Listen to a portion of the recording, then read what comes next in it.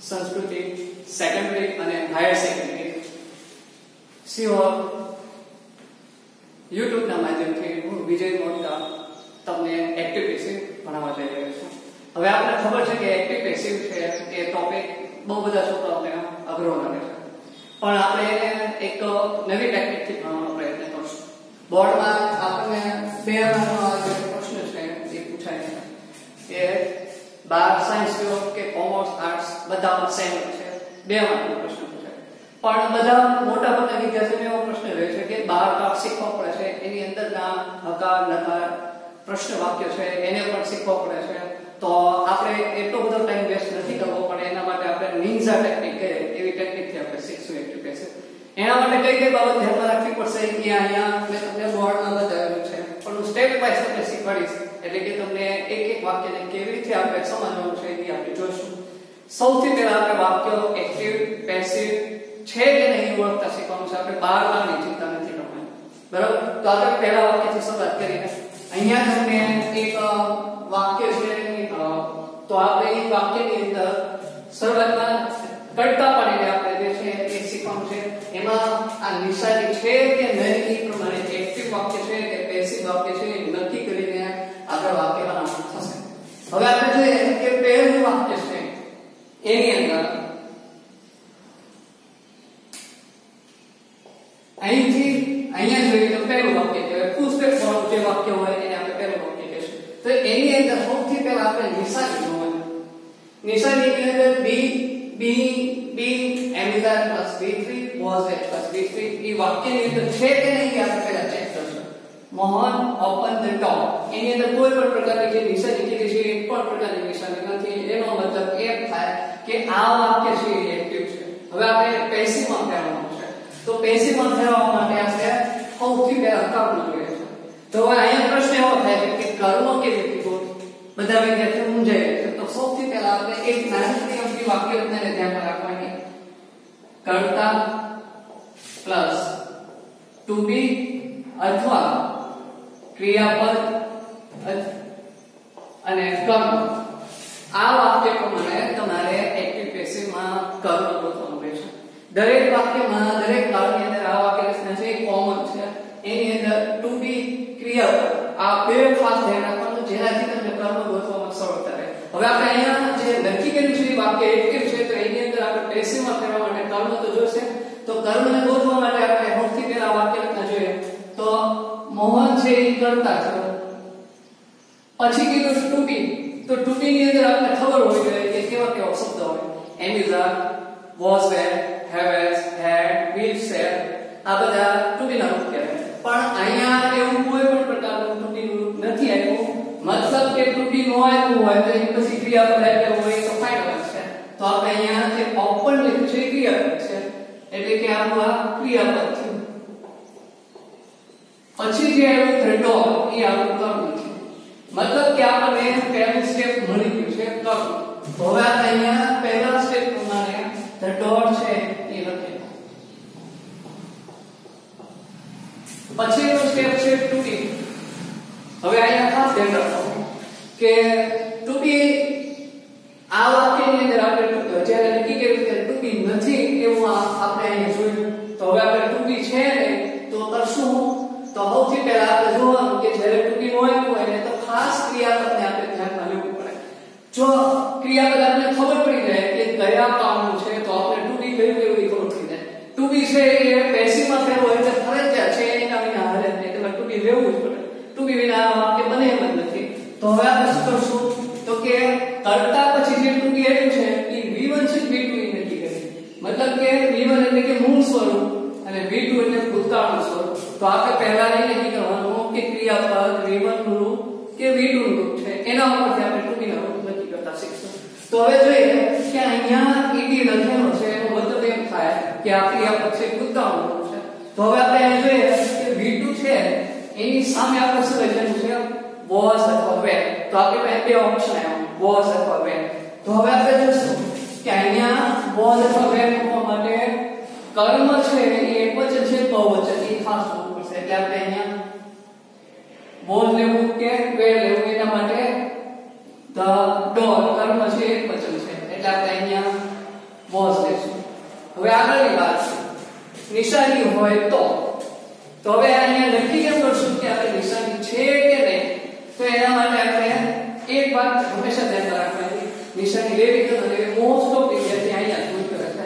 એટલે કે 2 માર્કનો જે પ્રશ્ન છે 2 માર્કના પ્રશ્નની અંદર આ નિશાનીની ભૂલ કરે એટલે આ પ્રશ્ન તમે જે વાક્ય બનાવ્યું ખોટું પડે છે. પણ એના માટે આપણે એક નવી ટ્રીક અપનાવવાની છે. એ ટ્રીકને આપણે ખાસ ધ્યાન રાખવાની, ક્રિયાપદને ધ્યાનમાં લેવાનું. જો ક્રિયાપદ પહેલા ટુ બી નું રૂપ આપ્યું હોય તો નિશાની ફરજિયાત આવે. ક્રિયાપદ પહેલા ટુ બી નું રૂપ ન આપ્યું હોય તો તમારે નિશાની નહીં લેવાની. ડાયરેક્ટ તમારે V3 નું રૂપ એટલે કે ભૂતપૂર્વ નું રૂપ લેવાનું.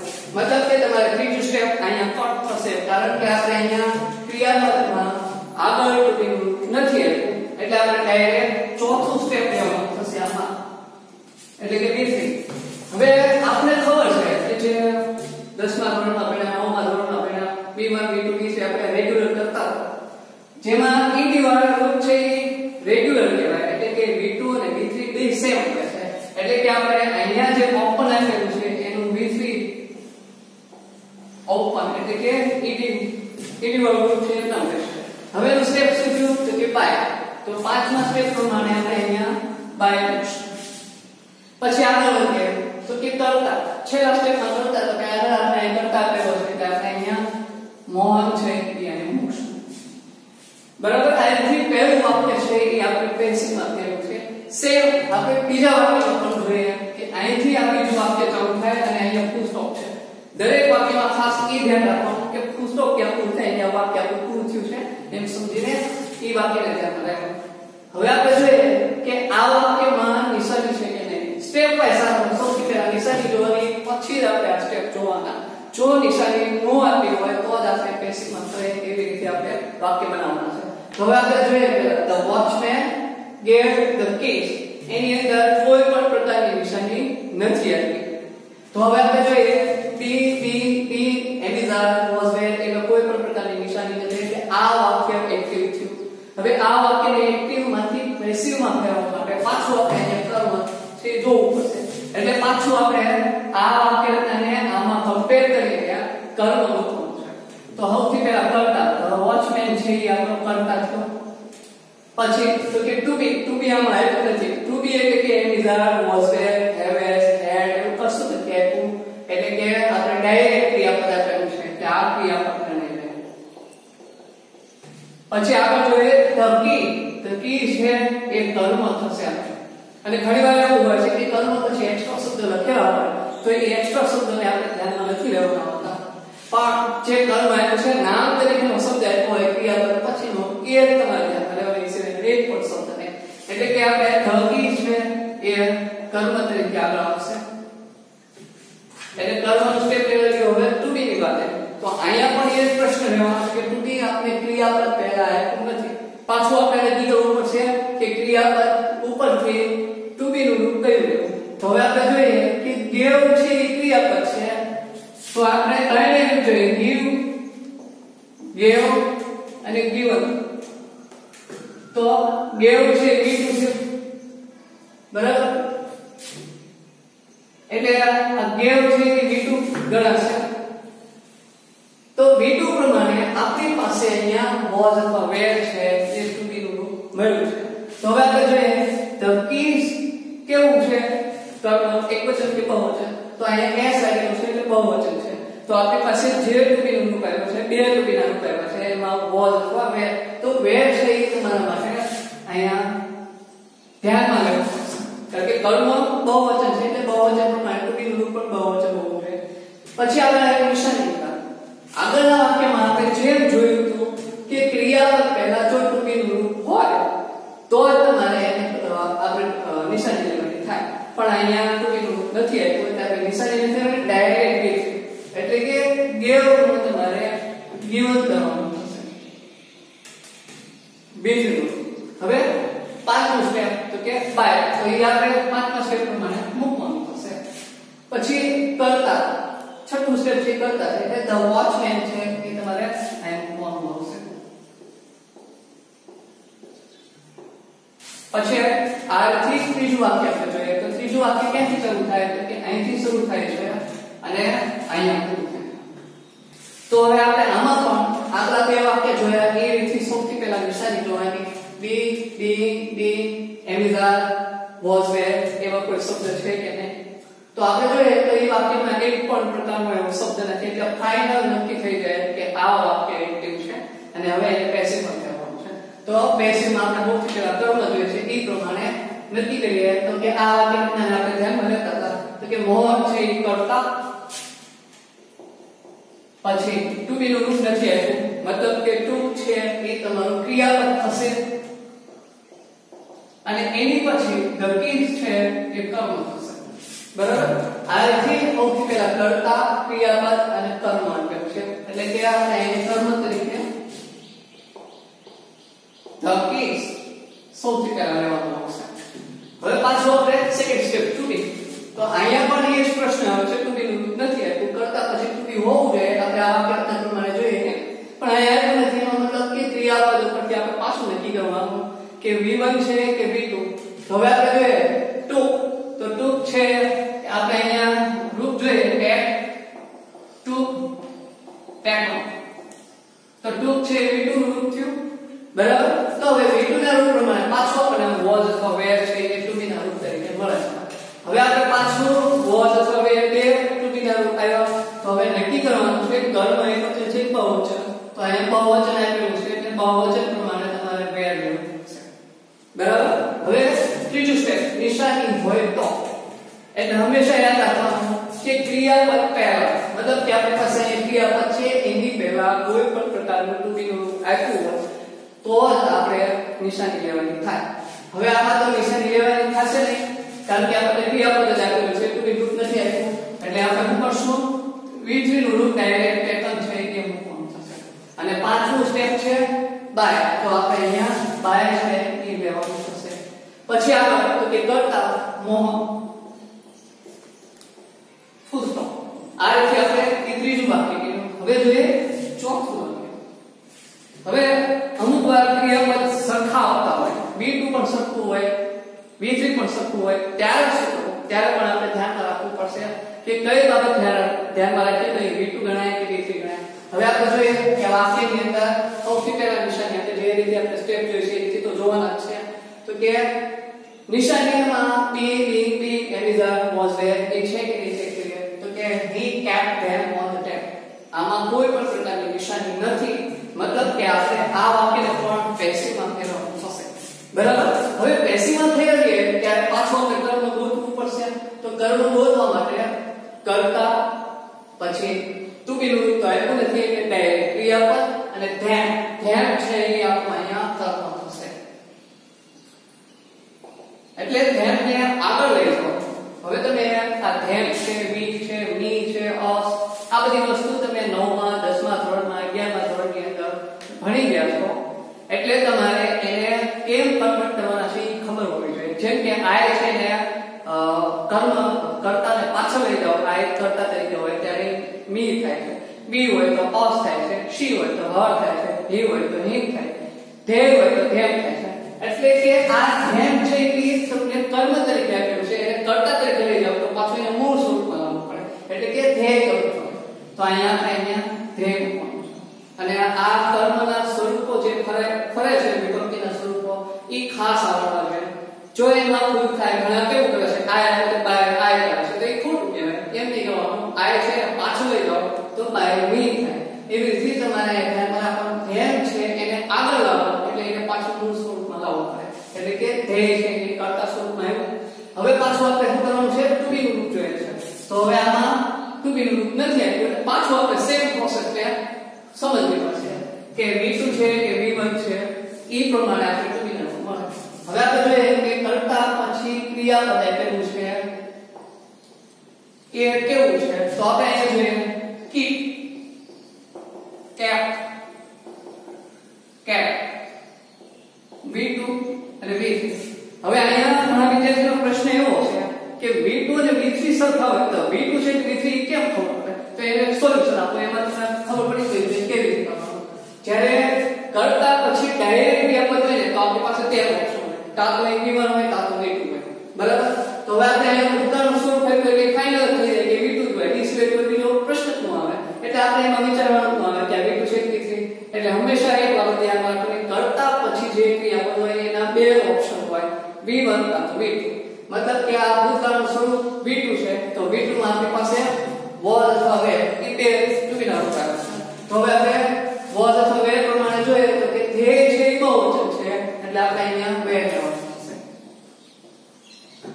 પછી નિશાની, આમાં પણ આપણે નિશાની નહીં લેવાની થાય. જેમ આપણે આગળના વાક્યોમાં શીખ્યા કે એમાં કોઈ પણ પ્રકારના ટુબીના રૂપ નહોતા, એમ આમાં પણ ટુબીનું રૂપ નથી. કરતા પછી ટુબીનું રૂપ હોવું જરૂરી છે, તો જ તમે નિશાની મૂકી શકો, નહીંતર નહીં. આ યાદ રાખો.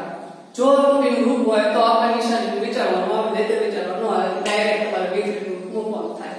તો હવે અહીંયા કેપ છે એનું V3 રૂપ તમારે શું કરવાનું, કેપ જ રહેશે. કારણ કે આગળ આપણે જોયું keep cap cap, એટલે કે V3 નું રૂપ છે એ પણ cap ગણાય છે. પછી આપણે જોઈએ પાંચમું કે by. પછી છઠ્ઠું તો કે he છે એને પાછળ લઈ જાઓ તો him થઈ જશે. તો આપણે અહીંયા him, બરાબર.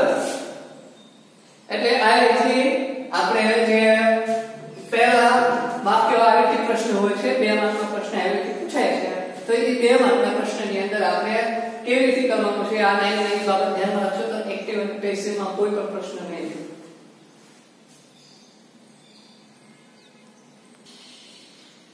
હવે આપણે બીજું વાક્ય છે એ શીખ્યા.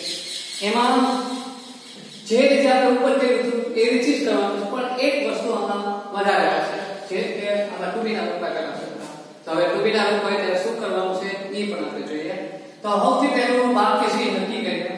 આ વાક્ય છે અહીંયા સુધી છે.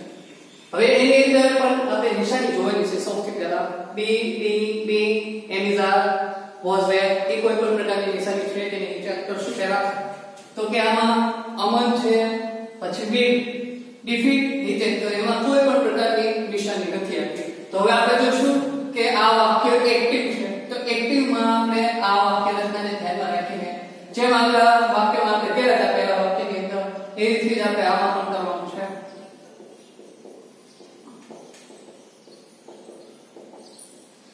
કારણ કે આપણે આ વાક્ય એક્ટિવ છે, આપણે ખબર પડી ગઈ છે. હવે આપણે પેસિવમાં પહેલા સૌથી પહેલા કર્મ જોઈએ છે, તો એના માટે આપણે વાક્ય અને ધ્યાનમાં લેવી જ પડે, તો જ આપણે આ વાક્ય છે ફેરવી શકશું. તો સૌથી પહેલા આપણે જોઈએ તો આ વાક્યમાં કર્તા, તો કે અમન છે એ કર્તા છે. ટુ બી, તો કે will છે એ ટુ બી છે. પછી ક્રિયાપદ ડિફીટ છે એ ક્રિયાપદ છે, અને નિતે છે એ કર્મ છે. હવે અહીંયા તમે ખાસ ધ્યાન રાખો, આગળ વાક્યમાં એવું હતું કે ટુ બી અથવા ક્રિયાપદ બે વાક્ય હતા. તો ઘણીવાર બધા વિદ્યાર્થી સમજાય છે કે આમાં ટુ બી એટલે છે ક્રિયાપદ એટલે તો આપણે કર્મને કેમ ધ્યાનમાં, તો તમારે ધ્યાનમાં એ રાખવાનું કે ટુ બી એટલે હોય ને એની પછી ફરજિયાત ક્રિયાપદ હોય, એટલે એની બાજુમાં તમારે કર્મ આપેલું હોય છે. તો આપણે અહીંયા જોઈએ કે કેવી રીતે છે, તો કે ટુ બી એટલે છે તો એની બાજુમાં ક્રિયાપદ તો હોય જ, એ ફરજિયાત સમજી લો, પછી જ કર્મ. એટલે ક્યારે એવી રીતે યુઝ કરવાની કે ટુ બી ના રૂપ પછી ડાયરેક્ટ કર્મ હોય એમ ક્યારે રીતે કર. અને કદાચ એવું હોય ટુ બી ના રૂપ પછી કર્મ આવતું હોય તો એ વાક્ય કોઈ દિવસ ફરે નહીં, બરાબર, ધ્યાનમાં રાખો. તો હવે આપણે શું કરશું, કર્મ આપણે મળી ગયું નીચે, તો આપણે અહીંયા નીચે છે પહેલા લેશું. પછી કીધું ટુ બી. હવે ઘણીવાર કેવું થાય છે બધા વિદ્યાર્થી મૂંઝાય છે કે ટુ બી નું રૂપ કયું હોય, કયા કામ કયો. તમે બાર કામ કરતા હોય તો તમે એમાં ભૂલ કરતા હોય તો વોઝ વેર આપ્યો તો હેડ બીન કરે, વિલ આપ્યો તો શેર કરે, આવા બધા પ્રશ્નો રહે છે. તો આપણે આવા બધા પ્રશ્નો ન થાય એના માટે શોર્ટકટ વસ્તુ શીખે.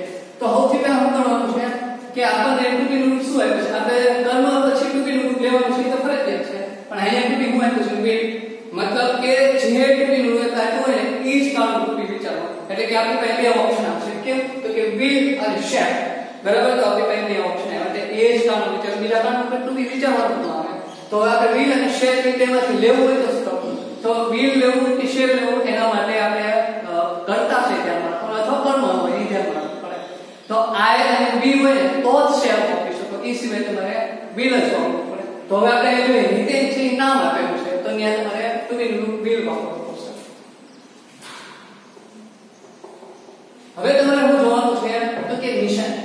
આગલા વાક્યમાં આપણે એવું કરતા હતા કે ક્રિયાપદ આગળ ટુ બી નું હોય એટલે નિશાની ન દેતા. હવે અહીંયા કેવું થયું છે કે નિશાની લેવી પડશે. શું કામ, તો કે ક્રિયાપદ પહેલા ટુ બી નું આપ્યું છે, તો તમારે 2D નું રૂપ આપ્યું હોય તો નિશાની ફરજિયાત થઈ જાય. તો હવે તમે જોશો બિલ અને શેર છે એની બાજુમાં કઈ નિશાની આપી છે P, એટલે કે તમારે નિશાની મૂકવા માટે આ સ્ટેપ જ્યારે 2D આપ્યા હોય ત્યારે ધ્યાનમાં લેવા પડશે, તો જ કઈ નિશાની સાચી છે એ તમને ખબર પડશે. નહીંતર તમે આડેધડ નિશાની મૂકો એમ નહીં આવે, કારણ કે આમાં એક્ટિવ પેસિવમાં તમે એક વસ્તુ ચેક કરવામાં આવે, તમારે કર્તા બરાબર મૂક્યો છે, કર્મ બરાબર મૂક્યું છે, નિશાની બરાબર છે કે નહીં બધું જોવું પડે. તો તમારે જે કામમાં જે નિશાની આવતી હોય એ જ મૂકવી પડે. એટલે બિલ શેરમાં B આવે છે તો આપણે અહીંયા B મૂકવું પડશે. પછી ત્રીજું સ્ટેપ શું છે તો કે V3. તો હવે આપણે અહીંયા જોઈએ કે ડિફીટ. હવે ખાસ ધ્યાન રાખવાનું કે વિદ્યાર્થીઓને V1 V2 V3 ના રૂપ આવડવા જરૂરી છે. જો ન આવે તો તમને V3 ના રૂપ મૂકવામાં તકલીફ પડશે. ખાસ કરીને તમારે શું કરવું કે આવા V1 V2 V3 આપણે આવડી જાય એના માટે તમારે ઇરેગ્યુલર એટલે કે અનિયમિત રૂપો હોય એના પર અપાર નાખવાના. રેગ્યુલર રૂપમાં તો ઈડી લાવવાના છે. તમે ઇરેગ્યુલર એટલે કે અનિયમિત રૂપો પાકા કર્યા છે તો એમાં અલગ અલગ સ્વરૂપ આવતા હોય તો આપણે ખબર જ હોય. અને ઈ સિવાયનું જો ક્રિયાપદનું સ્વરૂપ આવતું હોય તો તમને ખબર પડી જાય કે આમાં ઈડી લગાવવાનું છે. તો આ તમે જોશો ડિફીટ છે એ અનિયમિત નથી, એ નિયમિત ક્રિયાપદ છે એટલે આમાં ઈડી લગાવવું પડશે. એટલે આપણે એમ કરશું ડિફીટેડ.